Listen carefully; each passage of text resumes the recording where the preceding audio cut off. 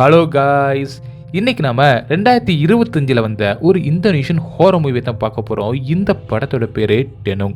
நாம தனுஷ் சீரிஸ் படங்களை பார்த்துருப்போம். அந்த படத்தோட கதையை எழுதின, அதாவது ரிஷா சரஸ்வதி எழுதின புக்கோட கதையை தான் அந்த சீரிஸ் படங்களை எடுத்திருப்பாங்க. இந்த படத்தோட கதையும் ரிஷா சரஸ்வதி எழுதின அந்த புக்கை பேஸ் பண்ணி தான் எடுத்திருக்காங்க. தனுஷ் சீரிஸ் படங்களும் மற்ற படங்களும் எப்படி இருக்குன்னு உங்களுக்கே தெரியும். நம்ம சீக்கிரமாவே இந்த படத்தோட கதைக்குள்ள போயிடலாம். இந்த படத்தோட ஒளிநர் என்னன்னா, ஒரு ஃபேமிலியில அப்பா இல்லாம தனியாளா ஒரு அம்மா அவங்க 3 குழந்தைகளை கஷ்டப்பட்டு வளர்க்குறாங்க. ஆனா அதை புரிஞ்சுக்காம அவங்க அம்மா விட்டு பிரிஞ்சு போயிடுறாங்க. ரொம்ப வருஷம் கழிச்சு திரும்ப வரும்போது எல்லாமே மாறி இருக்கு. அங்க அவங்க அம்மா ரொம்பவே வித்தியாசமா இருக்காங்க. அதை கண்டுபிடிக்க நினைக்கிறாங்க. அவங்க அம்மாவை அவங்க காப்பாத்தினாங்களா இல்லையா அப்படிங்கிறதான் இந்த படத்தோட கதை. படத்தோட ஓப்பனிங் சீன்ல ஒரு வீட்டை காட்டுறாங்க.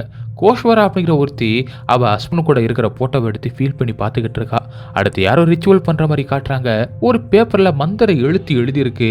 அதை கீழே விரிச்சு கையை கிழிச்சு ரத்தத்தை அது மேல விடுறாங்க. இதுக்கு நடுவுல கோஷ்வரா புக்க படிச்சுக்கிட்டு இருக்க, திடீர்னு அவ கையில கீறல் விழுகுது. அது வேற என்னமோ அப்படின்னு நினைச்சா அதை துடைக்கிறா. அப்ப பக்கத்து ரூம்ல இருந்து சத்தம் கேட்க, ஈரா நீயா அப்படின்னு அவ பொண்ணை கூப்பிடுறா. எந்த ஒரு சத்தமும் வராம இருக்க இவளை எந்திரிச்சு போறா.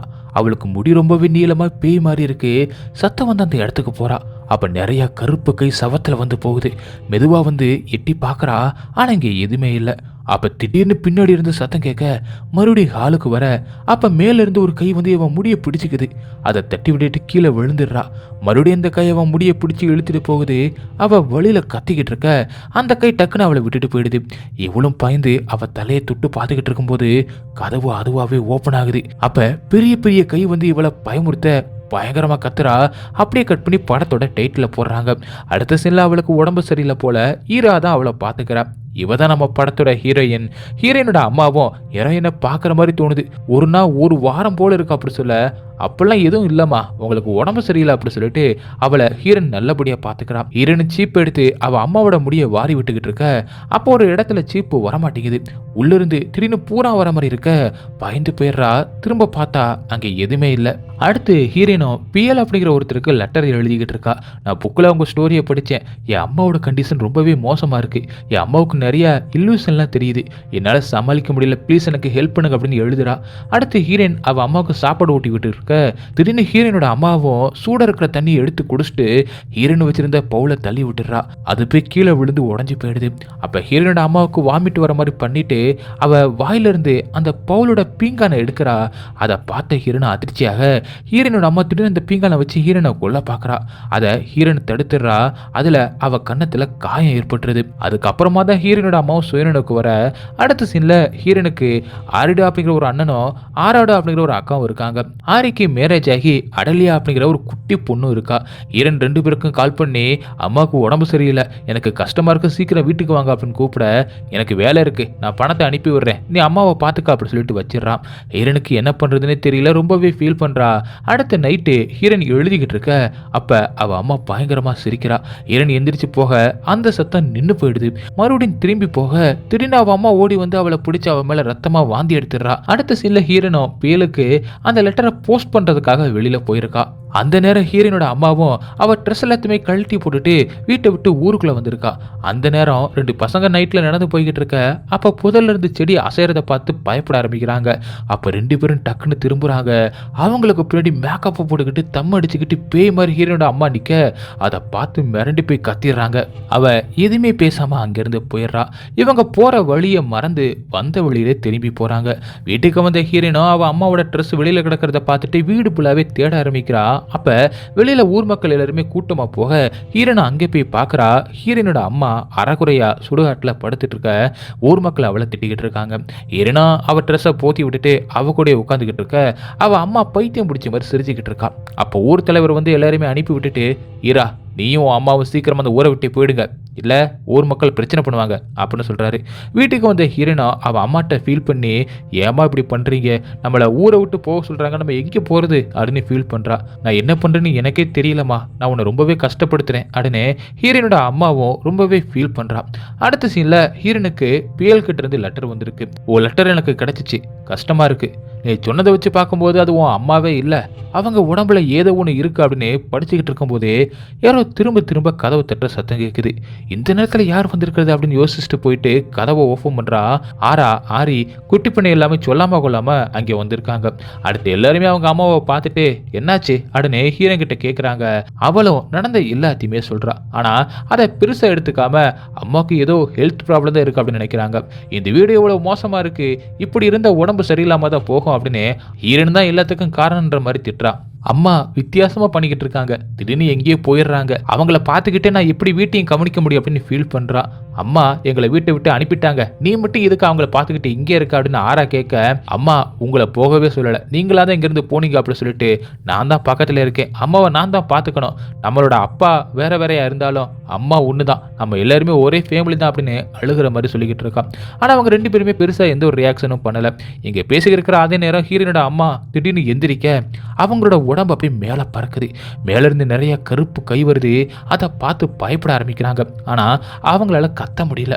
அந்த கொடூரமான கை அவங்களோட கழுத்தை நெரிச்சு கொல்ல பார்க்குது. இங்க ஹீரனை பார்த்து இது ஏன் வீடு, இங்க நீ இருக்கக்கூடாது, நாளைக்கே இங்கிருந்து போயிரு அப்படின்னு ஆரா ரொம்பவே மோசமா பேசுறா. அதை கேட்டு ஹீரனும் சோகமா எங்கே போறது அப்படின்னு கேட்குறா. அப்ப அவங்க அம்மா கத்துற சத்தம் கேட்க எல்லாருமே அங்கே வந்து பார்க்குறாங்க. ஹீரனோட அம்மா துடிச்சுக்கிட்டு இருக்காங்க. ஹீரன் அவங்கள மடியில தாங்கி பிடிக்க அடுத்த செகண்டே அவங்க இறந்து போறாங்க. அதை பார்த்த ஹீரன் கத்தி அழுதுகிட்டு இருக்கா. அடுத்தனா ஹீரனோட அம்மாவுக்கு காரியம் பண்ணிக்கிட்டு இருக்காங்க. ஹீரனோட அம்மாவை வெள்ளை துணியில கட்டி வச்சிருக்காங்க. ஆரா அது எதுலையுமே கலந்துக்காம யாருக்கும் தெரியாம டேப்லெட் ஒன்று சாப்பிட்டுக்கிட்டு இருக்கா. அதை ஹீரன் பார்க்க கூடாதுன்னு அந்த டேப்லெட்டை மறைச்சிடுறா. அடுத்து ஊர் தலைவரும் சில பேரும் வந்து ப்ரேயர் பண்ணிக்கிட்டு இருக்கும்போது திடீர்னு மூச்சு விடுற சத்தம் கேட்குது. எல்லாருமே ஷாக் ஆகி ஹீரனோட அம்மாவை பாடியை பார்க்குறாங்க. அது திடீர்னு எந்திரிச்சு உட்காந்து இவங்களை பார்த்து சிரிக்குது. எல்லாரும் பேய் அப்படின்னு கத்திக்கிட்டே பயந்து ஓட ஆரம்பிக்கிறாங்க. ஹீரோயின், தலைவர், ஆரி எல்லாருமே மிரண்டி போயிருக்காங்க. அடுத்த சீன்ல ஆரியும் ஆராவும் அவ அம்மாவை போய் பார்க்கறாங்க. இப்ப அவங்க நல்லா பேசுறாங்க.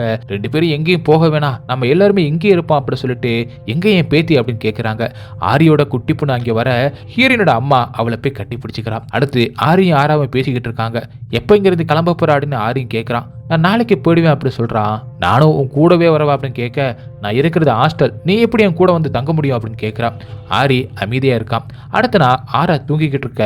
ஆராவும் தூங்கி இருக்கிற ஹீரனை எழுப்பி வெளியில் கூட்டி வர இப்போ வீடே க்ளீனாக இருக்குது, சாப்பாடுமே ரெடியாக இருக்குது. அதை பார்த்து ஷாக்கான ஹீரோனோ இதை நீயா பண்ண அப்படின்னு கேட்க, ஆராவும் இல்லைன்னு சொல்கிறா. அப்போ ஹீரோனோட அம்மாவும் இதை நான் தான் பண்ணேன் அப்படின்னு சொல்லிக்கிட்டே சாப்பாடை எடுத்துகிட்டு வர அதை எல்லாருமே ஒரே இடத்துல உட்காந்து சாப்பிட்டுக்கிட்டு இருக்காங்க. ஹீரோனோட அம்மாவோட முகம் நார்மலாக இருக்கு. ஹீரனும் குட்டி பொண்ணு சந்தோஷமா சாப்பிட, ஆனா ஆரியும் ஆராவும் சாப்பிடலாமா வேணாமா அப்படின்னு தேங்கிக்கிட்டே இருக்காங்க. அன்னைக்கு நைட்டு ஹீரனோட அம்மாவும் குட்டி பொண்ணு கூட டிராயிங் பண்ணிக்கிட்டு இருக்க. அப்ப ஹீரனோட அம்மா லெஃப்ட் ஹேண்ட்ல எழுதுறத பார்த்து ஹீரன் ஷாக் ஆகுறா. அடுத்த சீன்ல பேலுக்கு லெட்டர் எழுதுறா. என் அம்மா நார்மல் ஆயிட்டா அப்படின்னு நினைச்சேன், ஆனா எனக்கு ஏதோ வித்தியாசமா இருக்கு அப்படின்னு எழுதிக்கிட்டு இருக்க. அப்ப அவளுக்கு பின்னாடி அவ அம்மா போறா.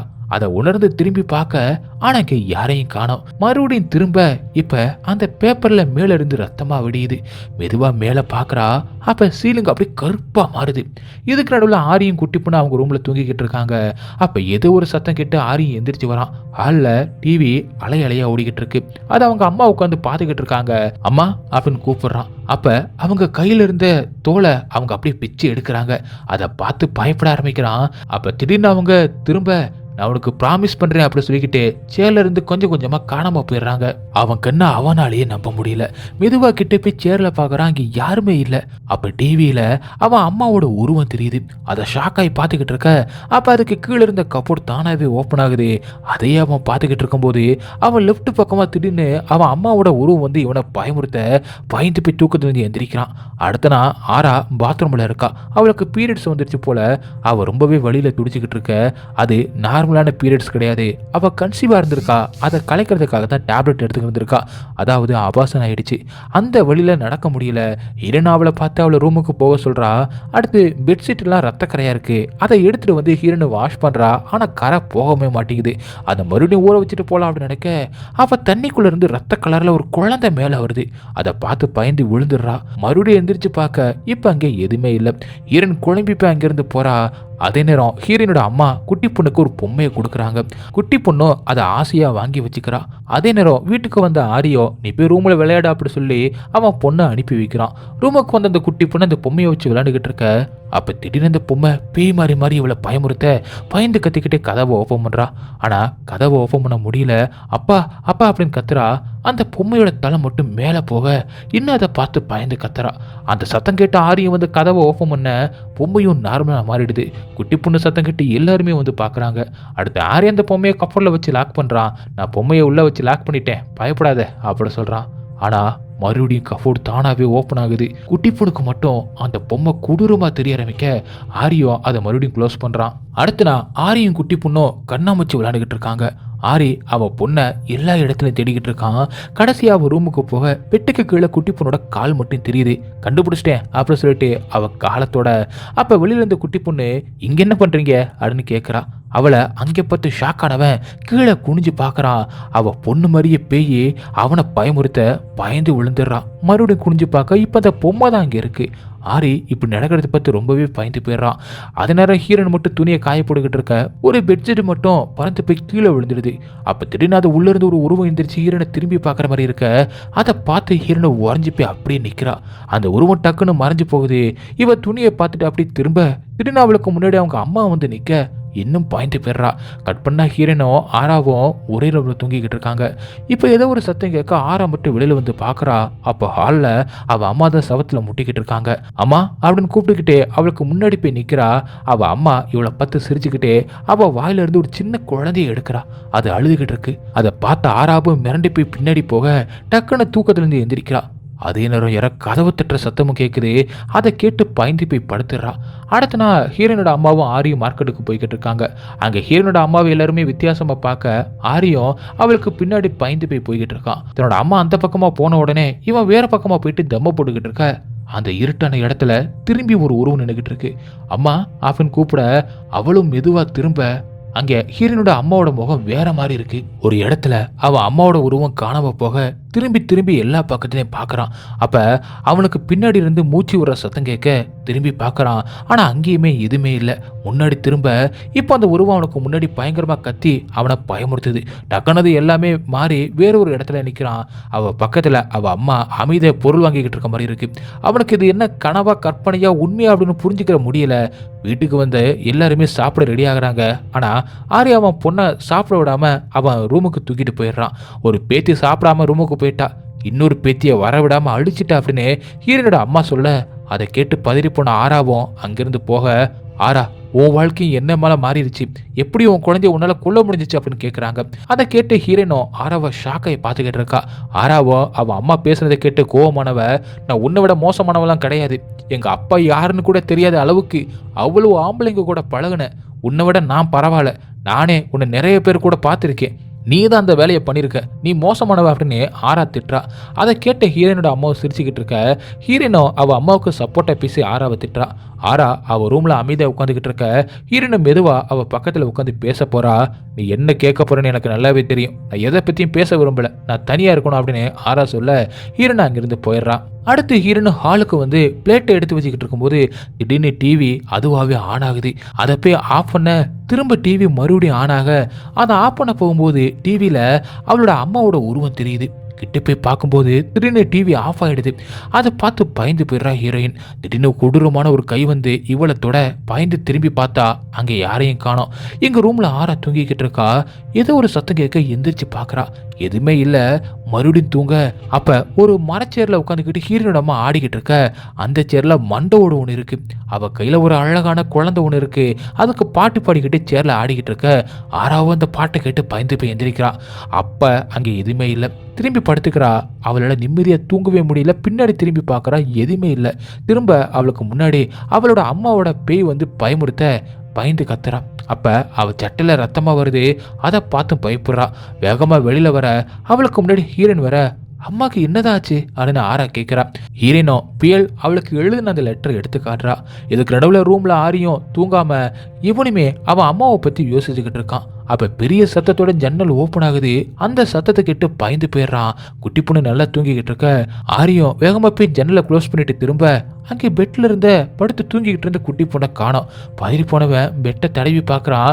அப்பா என்னை கண்டுபிடி அப்படின்னு குட்டி பொண்ணோட வாய்ஸ் கேட்குது. ஆரிக்கு பைத்தியமே பிடிச்சிற மாதிரி இருக்கு. குட்டி பொண்ணோட வாய்ஸ் திரும்ப திரும்ப கேட்க கடைசியா நான் இங்க இருக்கேன் அப்படின்னு அவனுக்கு முன்னாடி கேட்க அங்கே பார்க்குறான். குட்டி பொண்ணு தலையை திருப்பி பார்த்துக்கிட்டு இருக்கா. அவளோட முகம் ரொம்பவே கொடூரமா இருக்கு. திடீர்னு தவழ்ந்து வந்து இவன் மேலே ஏறி இவனை கடிக்குது. அந்த சத்தம் கேட்டு ஹீரோயினும் ஆராவும் அங்கே ஓடி வராங்க. ஆனா அங்கே ஆரி மட்டும்தான் கத்திக்கிட்டு இருக்கான். ரெண்டு பேரும் அவனை சமாதானப்படுத்த அவன் நெஞ்சில நகை கீறல்களா இருக்கு. அப்பா ஏன் கத்திக்கிட்டு இருக்கீங்க அப்படின்னு குட்டி பொண்ணு பெட்ல உட்காந்து கேட்க அவளை பார்த்து ஆரி ஷாக் ஆயிடுறான். அடுத்த சில ஹீரோயின் பியல் எழுதுன அந்த லெட்டரை படிக்கிறா. ஓ அம்மாவுக்கு யாரும் பிளாக் மேஜிக் பண்ணியிருக்காங்க, அதனால தான் இப்படி நடந்துகிட்டு இருக்கு. அதை கன்ஃபார்ம் பண்ண நான் சொல்றதை செய். ஒரு டம்ளர்ல தண்ணியை வச்சு அது பக்கத்துல ஒரு முட்டையை வச்சு இதுல எழுதியிருக்கிற மந்திரத்தை சொல்லிட்டு அது மேல ஊது. அதுக்கப்புறம் அதை உன் அம்மாவோட பெட்டுக்கு கீழே வச்சிரு அப்படின்னு சொல்லியிருக்கான். ஹீரோயினோ அதே மாதிரி பண்றா. அது மேல ஊதும் போது டக்குன்னு முட்டை நேரா நிக்குது. அதை பார்த்து பயந்து போயிடுறா. அது பெட்டுக்கு கீழே வைக்க அப்ப 2 கால் பெட்ல இருந்து இறங்குற மாதிரி இருக்க. மேல பார்த்தா அவ அம்மா தூங்கிக்கிட்டு தான் இருக்காங்க. மறுபடியும் குனிஞ்சு பார்க்கறா. இப்ப எதுவுமே இல்லை. அப்ப அவளுக்கு பின்னாடி ஈரா ஆண்டி என்ன பண்ணிக்கிட்டு இருக்கீங்க அப்படின்னு கூப்பிட்டுக்கிட்டே குட்டி பொண்ணு அங்கே நின்றுக்கிட்டு இருக்கா. இங்கே என்ன பண்ணுற அப்படின்னு கேட்க நான் பாட்டி கூட தூங்க போகிறேன் அப்படின்னு சொல்லிட்டு பெட்டில் ஏறி படுத்துக்கிறா. அடுத்த நாள் ஹீரோயின் ஆரா எல்லாருமே இந்த முட்டையை உடைச்சு பார்க்குறாங்க. முட்டை கருப்பு கலரில் இருக்குது, உள்ள பூரா வேற இருக்குது. அதை பார்த்து 3 பேருமே அதிர்ச்சி ஆயிடுறாங்க. அம்மாவுக்கு யாரும் பிளாக் மேஜிக் பண்ணியிருக்காங்க, அதனால தான் இல்யூஷன் வருது அப்படின்னு ஆரா சொல்கிறா. எனக்கும் வருது அப்படின்னு ஹீரோயினும் ஆரியும் சொல்கிறாங்க. இது அம்மாவே கிடையாது, வேற எதுவோ, நான் இனிமேல் இங்கே இருக்கவே மாட்டேன் அப்படின்னு ஆரி சொல்ல அடுத்த சீனில் பியலை காட்டுறாங்க. ஹீரோயின் எழுதின அந்த லெட்டரை படிச்சுக்கிட்டு இருக்கான். நீங்கள் சொன்ன மாதிரியே செஞ்சேன். என் அம்மாவுக்கு யாரோ சூனியம் வச்சுருக்காங்க. என் அம்மாவோட உருவத்தில் வேற ஏதோ ஒன்று இருக்கிறவன்னு எனக்கு தெரியுது. எனக்கு பயமாக இருக்குது, என்ன பண்ணுறதுனே தெரியல, எனக்கு ஹெல்ப் பண்ணுங்க அப்படின்னு இருக்க. பியலும் அதை படிச்சுட்டு வேகமாக அவன் பேக் எடுத்துகிட்டு கிளம்புறான். இதுக்கு நடுவில் ஆரியும் ஆராவும் அங்கேருந்து கிளம்புறதுக்காக பேக் பண்ணி ரெடியாக இருக்காங்க. ஆனால் வெளியில் பயங்கரமாக மழை பெஞ்சிக்கிட்டு இருக்கு. அவங்களால அதனால் போக முடியல. இன்னைக்கு நைட்டு இங்கே தங்கலை அப்படின்னு முடிவு பண்ணுறாங்க. 2 பேரும் அம்மாவை காப்பாற்றாமல் தனியாக விட்டுட்டு போகிறீங்க அப்படின்னு ஹீரோன் கேட்க அம்மாவை காப்பாற்ற வேற ஏதாவது வழி இருக்கான்னு பார்ப்போம் அப்படின்னு சொல்கிறா. எல்லாம் கையை மாரி போயிடுச்சு ஈரா, புரிஞ்சுக்க அப்படின்னு ஆரா சொல்ல எல்லாருமே சேஃப்டிக்காக ஒரே ரூமில் படுத்து தூங்குறாங்க. எல்லாருமே நல்லா தூங்கிக்கிட்டு இருக்க. ஆராவுக்கு மட்டும் அன்கம்ஃபர்டபுளாக இருக்குது. எந்திரிச்சு பெட்டை பார்க்குறா. அதில் பிளட்டாக இருக்குது. பாத்ரூமில் எந்திரிச்சு போகிறா. திடீர்னு அவளுக்கு ரொம்பவே பதட்டமாக இருக்குது. தெரியாமல் அங்கிருந்த கண்ணாடி பொருளை தட்டி விட்டு உடைச்சிட்றா. பேண்டை மாற்றிட்டு போகலாம் அப்படின்னு சொல்லிட்டு போக திடீர்னு குழந்தை அழுகிற சத்தம் கேட்குது. அதை கேட்க முடியாமல் காதை மூடிக்கிறா. அங்கேருந்து போகலாம் அப்படின்னு கதவை ஓப்பன் பண்ணா அதை ஓப்பன் ஆக மாட்டேங்குது. அப்போ சத்தமும் நின்று போகுது. அங்கிருந்த தொட்டில் பபிள்ஸ் வர சத்தம் கேட்க மெதுவா கிட்ட போய் எட்டி பார்க்கறா. அப்ப தண்ணியில அவ அம்மா சிரிச்சுக்கிட்டு இருக்க. பயந்து போய் திரும்ப வழுக்கி விட்டு கீழே விழுகிறா. அவ தலை வாஷ் பேஷன்ல அடிச்சு கீழே கிடந்த கண்ணாடி அவ தலையில குத்தி பயங்கரமா இறந்து போயிடுறா. அந்த இடமே ரத்தமா மாறுது. அது நேரம் ஹீரோன் எந்திரிக்கிறா. பெட்ல ரத்தமா இருக்கிறத பார்க்க ஆராவை வேற காணோம் அப்படின்னு சொல்லிட்டு அவளை தேடிக்கிட்டு போறா. ஆரா போன இடமெல்லாம் ரத்தமா ஒழிஞ்சிருக்கு. ஹீரோனோ அதை ஃபாலோ பண்ணியே போறா. திடீர்னு அவளுக்கு முன்னாடி ஆரா நிக்க. அவ செத்துட்டா அப்படின்னு நினைச்சா இப்ப உயிரோட நிக்கிறா. ஹீரோன் ஆரா அப்படின்னு கூப்பிடும் போது திடீர்னு அவன் மறைஞ்சு போயிடுறா. அதை பார்த்த ஹீரோனும் ஷாக் ஆயிடுறா. இது இல்லூஷன் அப்படின்னு நினைச்சு மறுபடியும் அந்த ரத்தத்தை ஃபாலோ பண்றா. அது நேரம் பாத்ரூமுக்கு போகுது. இப்போ பாத்ரூம் கதவு ஓப்பனில் இருக்கு. கதவை ஓப்பன் பண்ணி பார்க்குறா. அங்கே ஆரா ரத்த வெள்ளத்தில் இறந்து கிடக்குறா. ஹீரோயின் பயங்கரமாக கத்த அந்த சத்தம் கேட்டு ஆரியும் எந்திரிச்சு வரான். கட் பண்ணா அடுத்த நாள் ஆராவுக்கு காரியம் எல்லாம் பண்ணிக்கிட்டு இருக்காங்க.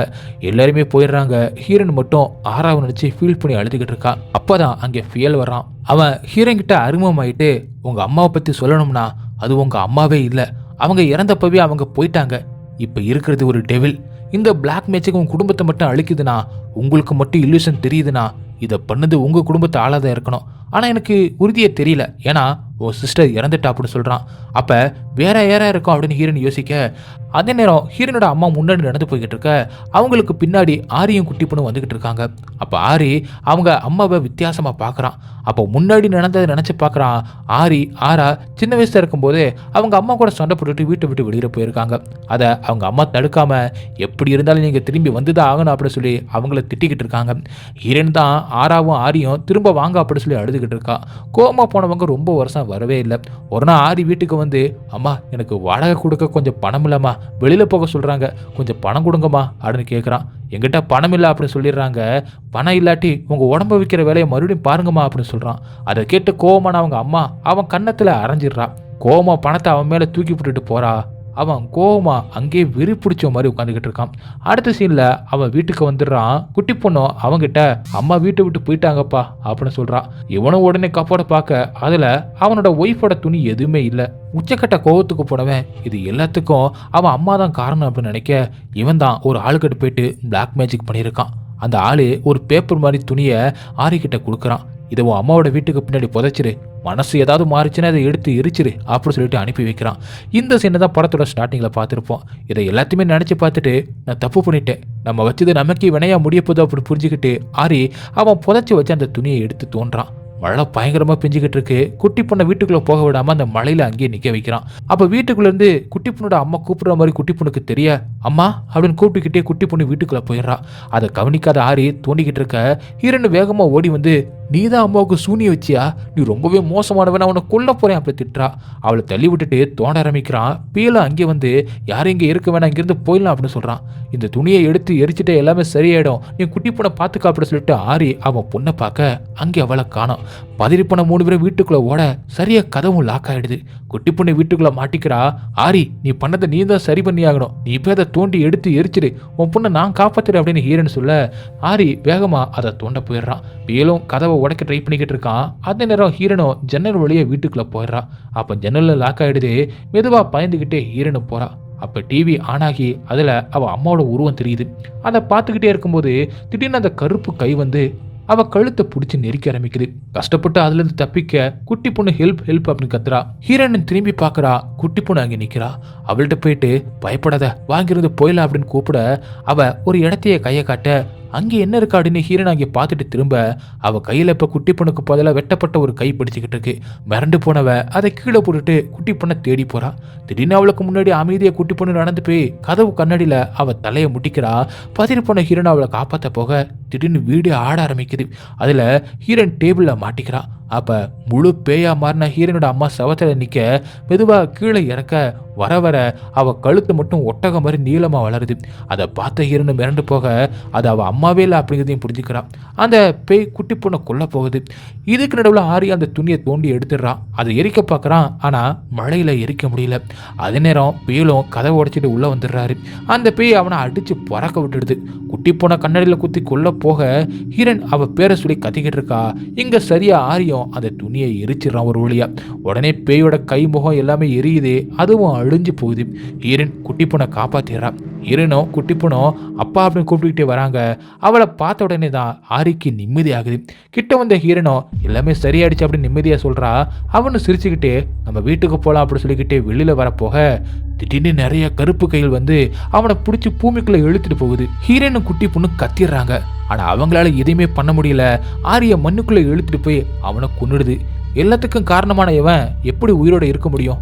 கட் பண்ணி அடுத்த நாள் 2 பேருக்கும் காரியம் பண்ணிக்கிட்டு இருக்காங்க. ஹீரோனு ஃபீல் பண்ணி அழுதுகிட்டு இருக்கா. அப்ப பியலும் அவள்கிட்ட வந்து முக்கியமான ஒன்று நான் உன்கிட்ட சொல்லணும் அப்படின்னு சொல்லி ஒரு லெட்டரை அவள்கிட்ட கொடுக்குறான். அதில் ஒரு போட்டோ இருக்கு. அதில் ஹீரோனோட அம்மாவும் பேலும் ஒன்றா இருக்கிற மாதிரி ஒரு போட்டோ இருக்கு. அப்போ ஹீரோனோட அம்மா எழுதின ஒரு லெட்டரை ஹீரோனு படிக்கிறா. பியல், நான் உன்னை விட்டு வந்ததுக்கு என்னை மன்னிச்சிரு. நான் உன்னை ரொம்பவே லவ் பண்ணுறேன். ஆனாலும் உன் லவ்வுக்கு நான் தகுதியானவோ கிடையாது. உனக்கு முக்கியமான ஒன்றை நான் கொண்டு போகிறேன் அப்படின்னு இருக்கு. ஹீரோன் அதை படிச்சுட்டு அழுதுகிட்டே அப்பா அப்படி சொல்லி பியலை கட்டி பிடிக்கிறா. இப்படி 2 பேருமே சந்தோஷமா பேசிக்கிட்டு இருக்கிறத குட்டி பொண்ணு பார்க்குற மாதிரியும் அவள் பக்கத்தில் ஒரு கருப்பு பூனை நிற்கிற மாதிரி காட்டி படத்தை முடிக்கிறாங்க. ஓகே காய்ஸ், இந்த படம் உங்களுக்கு எந்த அளவுக்கு பிடிச்சிருந்துச்சு அப்படிங்கிறத கமெண்ட்ல சொல்லுங்க. உங்களுக்கு இந்த வீடியோ பிடிச்சிருந்துச்சுன்னா உடனே ஒரு லைக்கை தட்டி விட்டுட்டு மறந்துடாம உங்க ஃப்ரெண்ட்ஸுக்கு ஷேர் பண்ணுங்க. அப்படி நம்ம சேனலை சப்ஸ்கிரைப் பண்ண மறந்துடாதீங்க. நெக்ஸ்ட் வீடியோவில் மீட் பண்ணலாம். By guys.